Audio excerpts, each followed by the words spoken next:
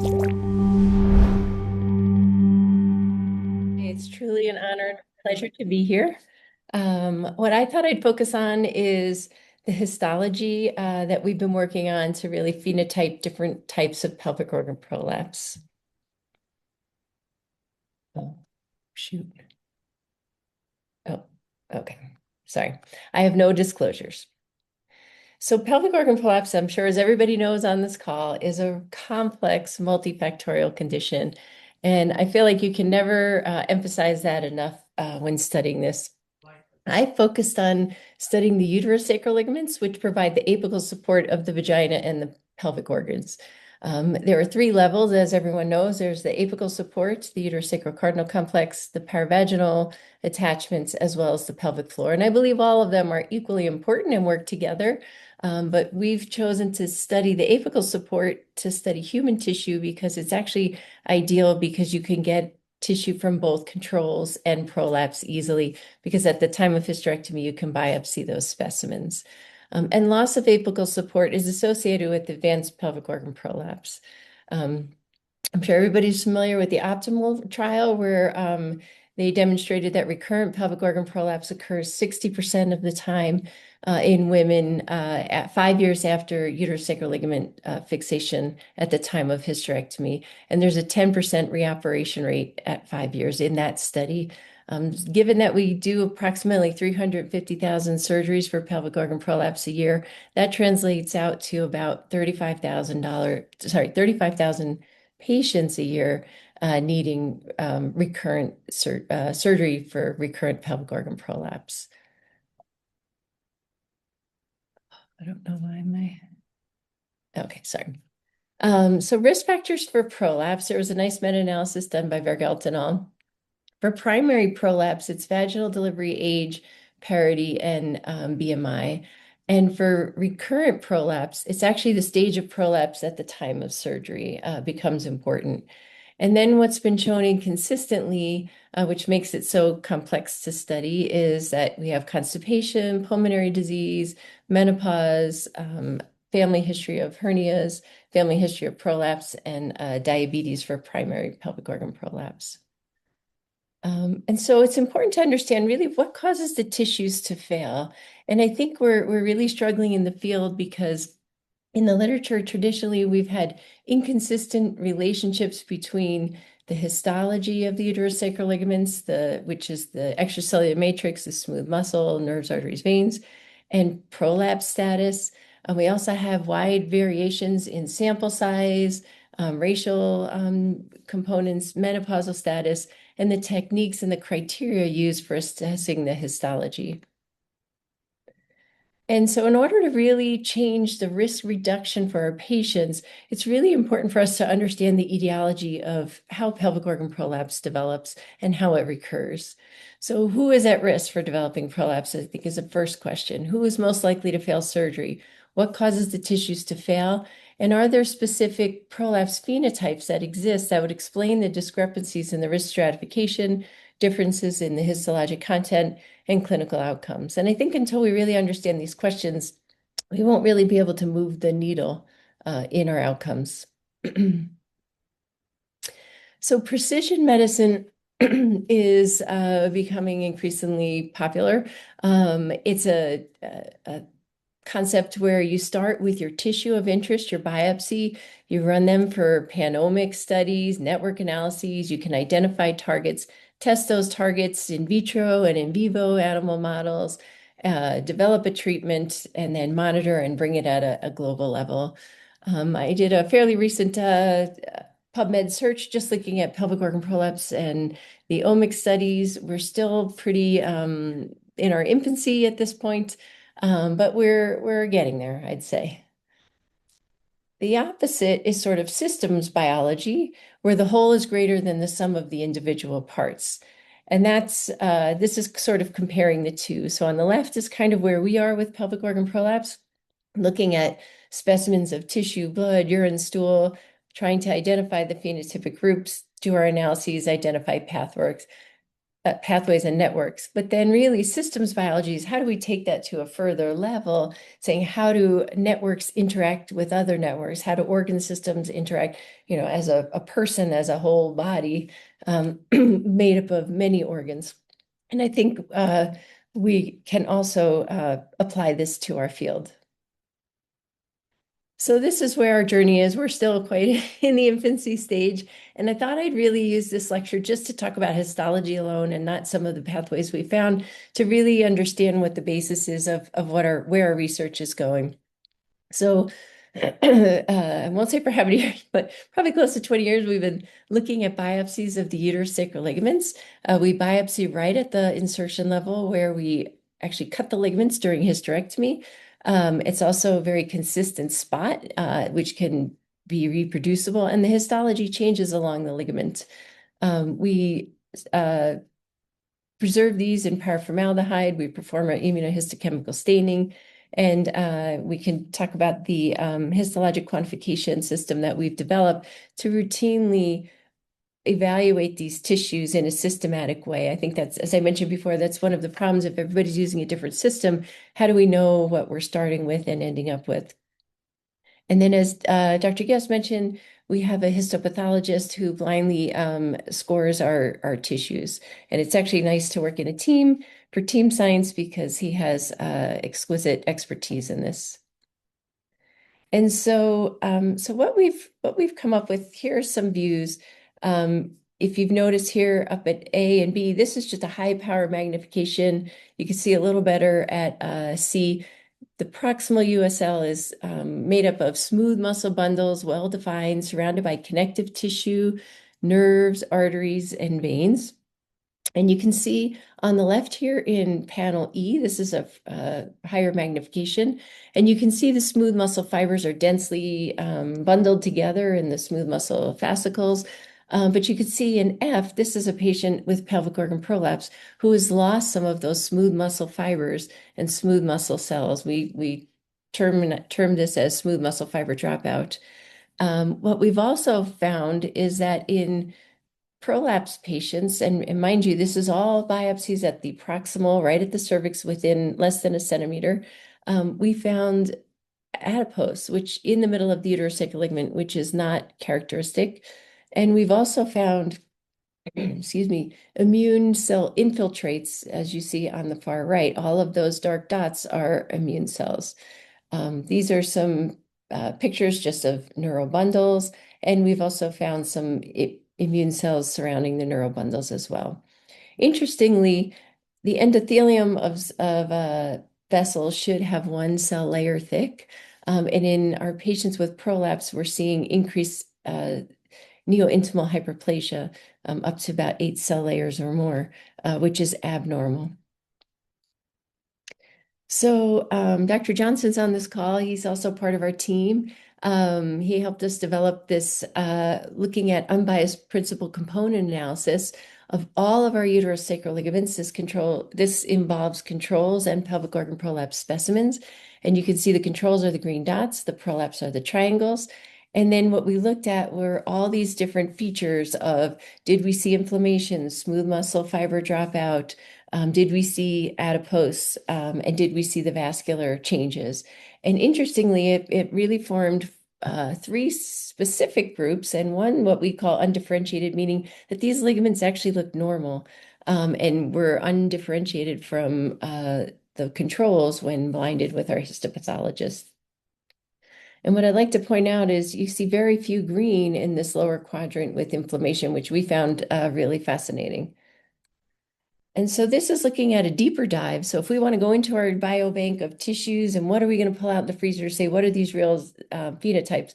We did further analysis using UMAP dimensionality reduction and Gaussian mixture model clustering to really identify those who are truly, it's a spectrum, and you can have people with very mild inflammation, very high inflammation. And I think that's really important because if you just mix all these specimens together and do an array on them, you're not going to really find out what's causing the severe inflammation in this specific group compared to other people who have the same tissue failure, but for a different reason. And so, we developed this model to help us when we're directing future studies. And then when we took our phenotypes and just looked at risk factors for pelvic organ prolapse, we looked at the number of vaginal deliveries, increasing BMI, as well as age. The only thing, we did see some nice trends, and we're going to continue to look at that as we continue to grow our biobank. But if you see to the far left, I put a big arrow there. With increasing number of vaginal deliveries, we actually saw increasing adipose content, which could suggest damage with fibrosis and aberrant repair of the ligament after delivery. So as I mentioned, we were really interested in that immune cell component because, as I just mentioned, we saw the least amount of overlap in our patients who had prolapse with high immune cell infiltrate versus our controls. And as I'm sure everybody on the call knows, the immune system, we have our innate immunity, which are first responders, non-specific responders, and our adaptive immunity, which are the secondary responders and specifically target pathogens. Helper T cells are a type of immune cell. When they sense an infection, they activate other immune cells to fight it. They may activate cytotoxic T cells, or they may, excuse me, activate B cells, which produce antibodies. The helper T cells are the ones that are most important to tell us in adaptive immune responses. Immune cells are perpetually in contact with our extracellular matrix. And yet the purpose of these interactions are still largely unexplored. One function of the extracellular matrix is to guide immune cell movement and positioning. T cells, for example, move through sites containing thin extracellular matrix fibers in preference to more densely cross-linked collagen matrices, where heparin sulfate proteoglycans within the vasculature and tissue parenchyma bind and present chemokines to form gradients that direct cell movement. During inflammation, injury, infection, or even aging, extracellular matrix components can be released to act as danger signals, and conversely, breakdown of the extracellular matrix by matrix-degrading enzymes can generate immune regulatory fragments. Critically, because cytokines are often bound to glycosaminoglycans, extracellular matrix changes can regulate cytokine availability or activity. During aging and fibrotic diseases, to the fibrillar collagen and network result in pathologic tissue stiffness and loss of mechanical compliance. And additionally, increases in the glycosaminoglycan hyaluronic acid contribute to altered extracellular matrix. So overall, you can see there's quite a dependency of immune cells and extracellular matrix in infection, fibrosis, wound repair, and just homeostasis in general. So there's also emerging evidence linking immune response to pelvic organ prolapse. We see increased infiltration of activated neutrophils, which we thought was really interesting because that's what we were seeing, and activated mast cells and prolapse USL. And others have shown immune response and metabolic regulatory pathways related to prolapse status in the uterosacral ligament and vagina in prolapse tissue. Upregulation of genes related to immune response, complement activation, classical pathway, phagocytosis, and recognition were also found in prolapse vagina. And downregulated genes associated with cellular response to zinc ion, negative regulation of growth, and apoptotic processes were found in pop vagina. So we thought we'd really, this is another, just a reminder of this group here, of this inflamed group that had a lot of inflammation. Now, we were using trichrome stained tissues, which show neutrophils. So we wanted to take a deeper dive of what's going on within each of these groups. And here, this is just a schematic. We had a sampling of our control prolapse with adipose inflammation and vascular phenotypes. Typical to what we see in most of the literature, we had older age in our prolapse compared to controls. We exclude for cancer, and cancer and prolapse are the most common indications for hysterectomy in postmenopausal women. So they were also more likely to be postmenopausal and more likely to have more deliveries, but were otherwise similar. And here, this is when we broke it down. We looked at what was the neutrophils as we had seen in our trichrome staining. We actually saw increased neutrophils, T lymphocytes, and macrophages, and some mast cells. We didn't really see B cells to be involved in these Popeye subphenotypes in their uterosacral ligament tissues. So what about the extracellular matrix? So two main components are elastin and collagen. They're both very important structures. And although there's more elastin in the vagina, there is elastin in the uterosacral ligament. And just because it's not expressed abundantly doesn't mean that it's not important. And so elastin confers elasticity, which allows tissues to resume their shape after stretch. And it's really important in load-bearing tissue where storage of mechanical energy is required. And if you really think about it, that is important for uterosacral ligaments, which hold up the uterus and sort of apply a counterforce to gravity pulling the bowel and the uterus and the bladder down. Elastin has a long half-life. It's 70 years in humans, and it's synthesized primarily during fetal life and early adulthood. And then it starts to decline with aging as well. However, the reproductive tract is remarkable, in my opinion.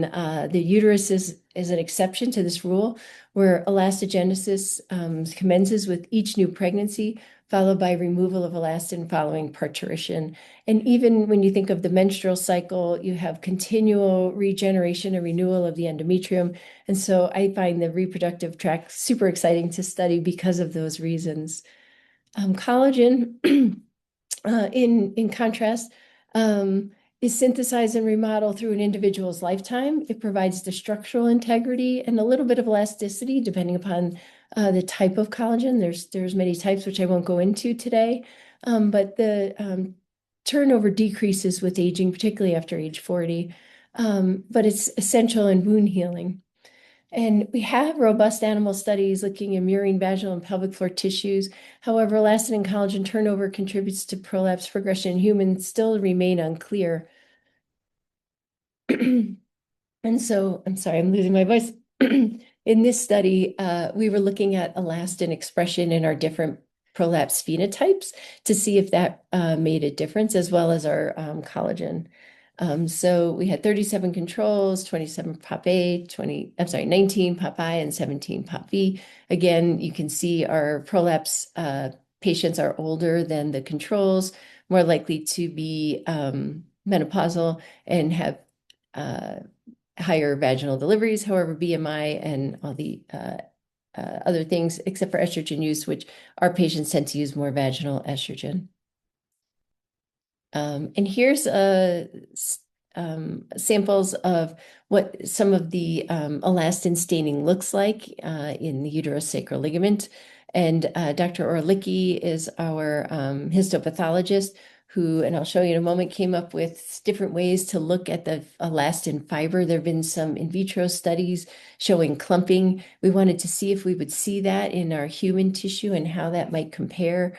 And he also looked not only within the tissue, but within the vessels. And interestingly, those patients who had increased tunica intima with the hyperplasia actually had high elastin content, as you can see in J here to the far right. And so this I won't take you through. I have a summary slide of all the data, but I wanted to show you, if you look to the far left, he was measuring elastin fiber length in microns, a percentage of pixels for the elastin quality, the relative diameter, relative tortuosity, and clumping, as well as the relative quantity in the tunica intima. And this, I don't want to make you dizzy. I know it's busy. I have another summary slide, but we wanted to look at factors that affect USL and collagen by prolapse risk factors. So A, B, and C is looking at age versus elastin content, BMI, and vaginal deliveries. And you can see, we just wanted to see, do the different phenotypes behave differently? And then we also looked at the amount of descent or of the uterus by point C on the POPQ, or pelvic organ prolapse quantification system that we typically do as urogynecologists in the office, which we consider a stretch. So the lower the point C, closer to zero, the more the uterosacral ligament has stretched. And then we also looked at the amount of inflammation in the ligament. And then I know the elastin versus collagen is also odd on the right, but on the far right, was there a difference where people laying down more elastin or losing elastin with increased collagen? We wanted to look at those relationships. So this next slide is a summary of all that, probably hopefully a little bit easier to digest. But as you can see, elastin fiber length in the POP I group was decreased compared to controls. the quantity was increased in the POP-I and the POP-B with the vascular changes. And the quantity, as I mentioned in the tunica intima, was increased in the POP-V. Interestingly, in our controls, the elastin quantity with increasing parity went up. And if what we use for our controls, and I'm sorry, I probably didn't clarify this, our controls are people who are undergoing hysterectomy for things such as prolapse, abnormal uterine bleeding, who have prolapse stage 0 and stage 1. And stage 1 can be quite variable. I tend to keep them at least in the top half of the vagina where they have asymptomatic prolapse of the uterosacral ligament. And but you can see as we increase vaginal parity, we're seeing increased elastogenesis.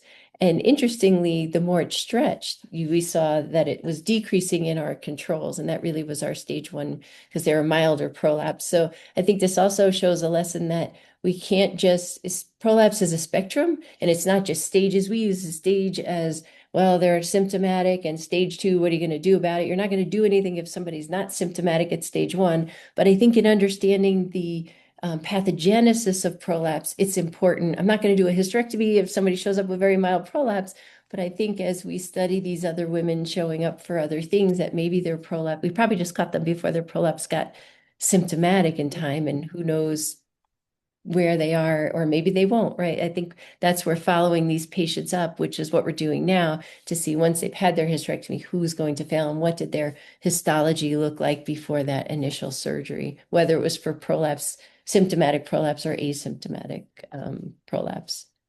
And then the blue arrows down at the bottom, you can see we didn't see elastin quantity really changing. We saw some trends with the T cells in the controls and our POP-I. I think we need to do more studies to really say if that's going to pan out or not. But our collagen also, we didn't see much change as well. And then lastly, looking at hormone regulation, I'm going to go through this quickly just to, because I know we're limited on time, but estrogen receptor alpha and beta have sort of been, just as I mentioned before, a little bit all over the place, showing increased levels, decreased levels. I think it depends upon what you're looking at, how you're looking at it. Some SNPs have been shown to be potentially associated with pelvic organ prolapse. And then in terms of what we're looking at, the immunohistochemistry, people have shown positive ER staining in smooth muscle and in the vasculature. And not every study we were able to tell where they saw them. So here, what we did in this last study was just taking our uterosacral ligaments and looking at where do we see both ER alpha, ER beta, GPER, which is a newly identified estrogen receptor, and androgen receptor, because there really haven't been any studies on androgen receptor, although it has been associated with potential prolapse. And these were just a summary here of what we were finding and in just where were we finding them in the different tissue compartments. And this is of our findings looking at specific phenotypes of the uterosacral ligaments. And I wrote a little summary on the bottom because I know all these A's and B's will drive us crazy with this ANOVA. But basically, estrogen receptor and androgen receptor expression levels in the control USL tissues were similar to those in the POP-A. And POP-I was kind of in between control and POP-A and the POP vascular type. GPER and androgen receptor levels were specifically distinct in the POP-B phenotype versus controls. And so I think our limitations and challenges of human studies, we have a very complex nature of the condition. We have a large number of subjects are needed for human studies. You need a diverse population. And controls have other benign conditions such as abnormal uterine bleeding and fibroids. But I think what we have shown and where we're really focusing our future studies is that the histology matters, and really selecting how we're studying these tissues and what can we correlate to disease processes and biomechanics will be really important.